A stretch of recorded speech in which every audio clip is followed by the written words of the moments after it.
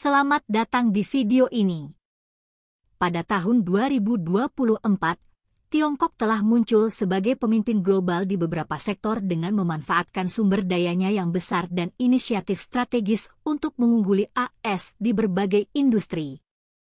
Bertentangan dengan penggambaran media arus utama mengenai Tiongkok sebagai perekonomian yang sedang menurun. Dalam video ini kami menyampaikan analisis yang komprehensif dan nyata mengenai sektor-sektor utama seperti teknologi dan penelitian serta pengembangan kendaraan listrik dan transportasi energi ramah lingkungan dan lain-lain. Kami menunjukkan kepada Anda bidang-bidang di mana Tiongkok telah membangun kepemimpinan global dan melampaui negara-negara barat termasuk Amerika Serikat. Dimulai dengan sektor teknologi strategis. Tiongkok pada teknologi dan penelitian dan pengembangan diarahkan untuk menjadi pemimpin global dalam industri teknologi tinggi.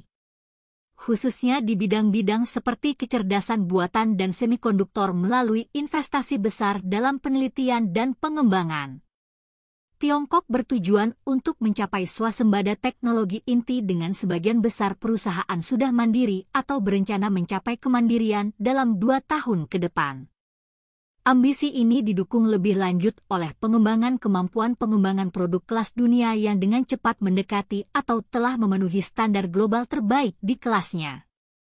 Untuk mendorong teknologi inovasi, Tiongkok telah menerapkan serangkaian kebijakan pajak dan biaya yang mendukung, dan termasuk insentif yang signifikan bagi perusahaan teknologi tinggi dan baru, serta perusahaan kecil dan menengah berbasis teknologi.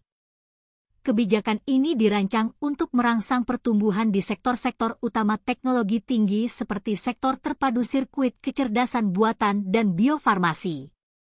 Misalnya perusahaan yang memenuhi syarat di Beijing dapat memperoleh manfaat dari prosedur yang disederhanakan untuk penerapan status yang mendorong investasi dalam penelitian dan pengembangan, serta mendorong pengembangan produk dan layanan inovatif. TSME menikmati manfaat seperti pengurangan besar pada biaya penelitian dan pengembangan yang semakin menggarisbawahi komitmen pemerintah terhadap membina ekosistem teknologi tinggi yang dinamis. Arah investasi penelitian dan pengembangan Tiongkok menekankan perlunya proses penelitian dan pengembangan yang tangkas dan digital yang lebih terintegrasi.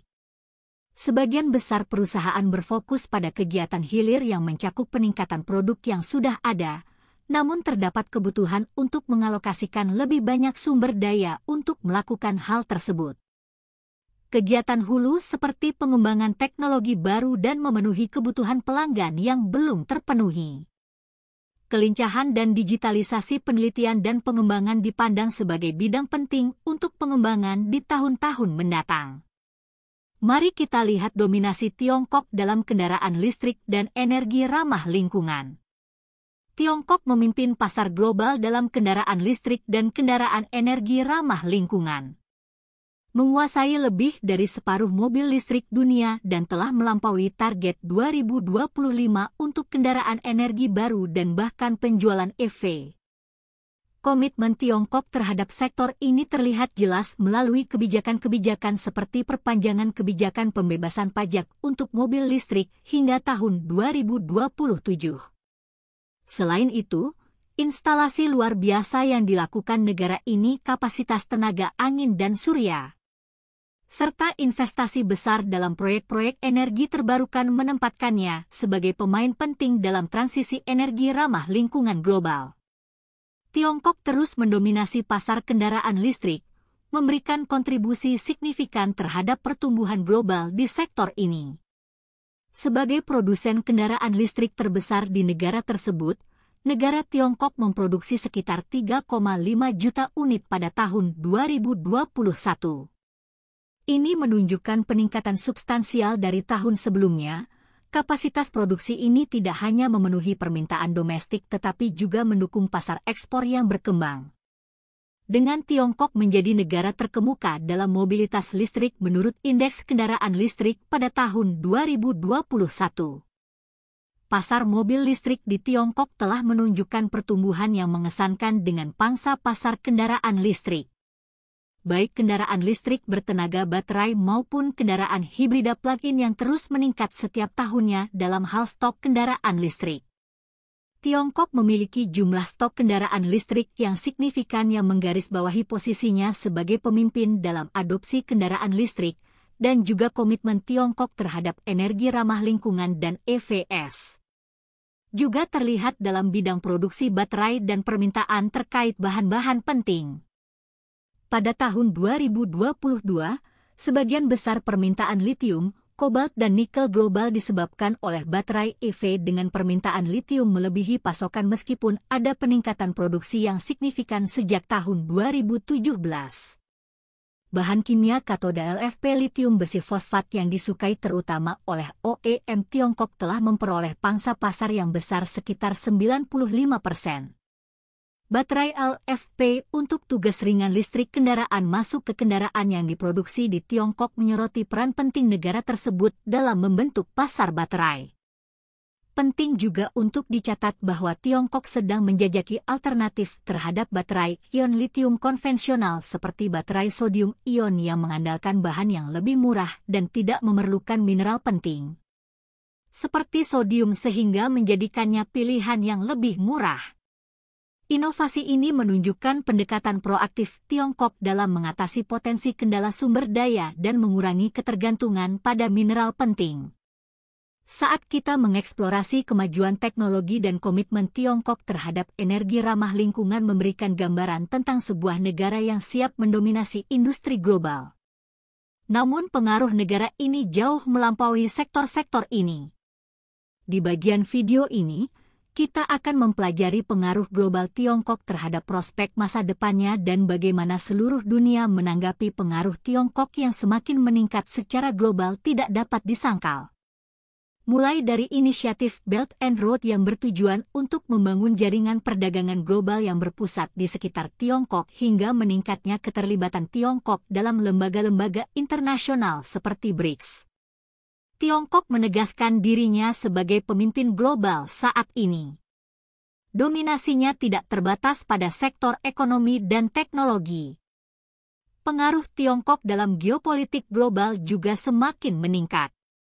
Seiring dengan upaya diplomasi Tiongkok yang meluas ke seluruh penjuru dunia di kancah internasional. Kebangkitan Tiongkok disambut dengan kekaguman dan kegelisahan yang dihadapi negara-negara di seluruh dunia. Bagaimana menanggapi pengaruh Tiongkok yang kian besar? Sebagian khususnya di negara-negara berkembang memandang Tiongkok sebagai model pertumbuhan dan pembangunan, sebagian lain di negara-negara barat. Khususnya, Amerika Serikat mengekspresikan keprihatinan mengenai model politik Tiongkok dan dampaknya terhadap norma-norma dan lembaga-lembaga internasional. Sebelum melanjutkan lebih jauh, beritahu kami apakah Anda menyukai videonya. Jika ya, silakan klik suka dan bagikan, dan mari kita lanjutkan. Apakah seseorang memandang kebangkitan Tiongkok dengan optimisme atau kekhawatiran? Sudah jelas bahwa negara ini akan memainkan peran penting dalam membentuk abad ke-21. Saat kita menatap masa depan, penting untuk memahami lintasan Tiongkok dan dampaknya terhadap seluruh dunia. Sekarang kita akan membahas kepemimpinan global Tiongkok dalam transportasi. Seiring kita beralih dari Tiongkok pengaruh global dan prospek masa depan, inilah saatnya untuk mengarahkan fokus kita menuju bagian integral dari pertumbuhan negara sektor transportasi. Tiongkok memang telah membuat kemajuan luar biasa dalam HSR atau kereta berkecepatan tinggi dan pembangunan kapal yang semakin memperkuat kepemimpinan globalnya dalam bidang-bidang ini. Pendekatan strategis Tiongkok terhadap pengembangan jaringan kereta api berkecepatan tinggi terbesar di dunia merupakan bukti pola pikir Tiongkok yang berpikiran maju. Pada akhir November 2023, jaringan kereta api Tiongkok memiliki jalur sepanjang lebih dari 155.500 km yang mencakup 43.700 km jaringan kereta api berkecepatan tinggi. Ini tidak hanya merupakan simbol kehebatan teknologi namun juga merupakan katalis bagi pertumbuhan ekonomi dan pembangunan regional. Membangun infrastruktur yang mengesankan ini, pemerintah Tiongkok mempunyai rencana untuk memperluas jaringan berkecepatan tinggi hingga mencapai 70.000 km pada tahun 2035. Tujuan ini didorong oleh fokus pada peningkatan dan menghubungkan jaringan antar kota di kawasan ekonomi utama di negara ini. Tujuannya adalah untuk menciptakan sistem transportasi yang efisien dan berkelanjutan yang dapat memenuhi kebutuhan populasi dan perekonomian yang terus berkembang. Untuk menggambarkan hal ini, mari kita ambil contoh kereta api berkecepatan tinggi Hangzhou-Nanchang yang baru saja diluncurkan. Rute baru ini lebih dari sekedar proyek transportasi. Rute ini dirancang untuk meningkatkan pariwisata dan mendorong pengembangan industri lain di sepanjang rute, yang menunjukkan bagaimana transportasi dapat menjadi saluran bagi pembangunan ekonomi yang lebih luas. Sektor transportasi Tiongkok khususnya jaringan kereta api berkecepatan tinggi merupakan bukti kepemimpinan global dan perencanaan strategis Tiongkok seiring dengan terus berinovasi dan memperluas infrastrukturnya. Hal ini menjadi tolok ukur baru bagi seluruh dunia. Sekarang mari kita lihat kepemimpinan global Tiongkok dalam hal energi hijau. Saat kita bertransisi dari sektor transportasi Tiongkok, mari kita alihkan fokus kita ke aspek lain dari kepemimpinan negara ini, sektor energi hijau. Tiongkok telah membuat komitmen global untuk mencapai puncak emisi karbonnya pada tahun 2030 dan mencapai netralitas karbon pada tahun 2060. Janji ambisius ini didukung oleh masif investasi pada energi terbarukan khususnya tenaga surya dan angin. Komitmen negara ini terhadap ekonomi hijau tidak hanya bertujuan untuk mengurangi emisi karbon namun juga menciptakan masa depan yang berkelanjutan bagi masyarakat dan dunia. Tiongkok adalah produsen dan konsumen panel surya terbesar di dunia.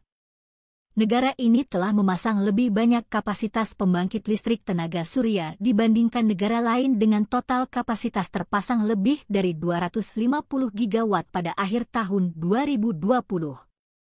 Angka ini kira-kira sepertiga dari total kapasitas global di sektor tenaga angin. Tiongkok juga merupakan pemimpin global yang dimiliki negara ini. Sumber daya angin darat terbesar di dunia dengan total kapasitas terpasang lebih dari 236 gigawatt pada akhir tahun 2020, namun transisi menuju ekonomi hijau bukannya tanpa tantangan.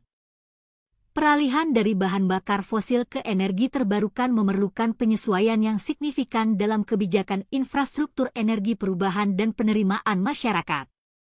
Meskipun terdapat tantangan-tantangan ini, Tiongkok memanfaatkan peluang-peluang yang ada dalam transisi ini. Tiongkok banyak berinvestasi dalam teknologi ramah lingkungan yang menciptakan lapangan kerja dan mendorong pertumbuhan ekonomi. Berdasarkan analisis kami, jelas bahwa kepemimpinan Tiongkok mencakup berbagai sektor, mulai dari teknologi dan penelitian dan pengembangan hingga transportasi dan energi ramah lingkungan. Komitmen terhadap kemajuan dan inovasi menentukan langkah bagi seluruh dunia seperti yang telah kita lihat. Kepemimpinan Tiongkok terlihat jelas dalam penelitian dan pengembangan teknologi transportasi dan energi ramah lingkungan, namun hal tersebut bukanlah gambaran keseluruhan. Tiongkok juga membuat kemajuan yang signifikan di sektor-sektor lain. Mari kita bahas secara singkat beberapa sektor yang pertumbuhan negaranya luar biasa. Pertama, dengan populasinya yang menua, Tiongkok berinvestasi besar-besaran dalam layanan perawatan lansia. Tiongkok sedang mengembangkan fasilitas baru, melatih lebih banyak perawat dan menerapkan model perawatan inovatif. Tujuannya adalah untuk memastikan bermartabat dan penuaan yang nyaman bagi warganya sambil mengatasi tantangan populasi yang menua. Kedua, sektor penitipan anak juga mengalami transformasi yang cepat. Pemerintah sedang melakukan upaya untuk membuat penitipan anak berkualitas tinggi dan terjangkau dapat diakses oleh semua orang. Sebuah langkah yang diharapkan dapat membantu meningkatkan angka kelahiran yang menurun di negara ini dan mendukung orang tua yang bekerja di bidang biofarmasi. Tiongkok mendorong batasan-batasan yang ada di negara ini. Para peneliti berada di garis depan dalam mengembangkan obat-obatan dan terapi baru dan pekerjaan mereka mendapatkan pengakuan internasional. Sektor barang konsumsi yang bergerak cepat adalah bidang lain yang mana Tiongkok mulai menunjukkan pengaruhnya.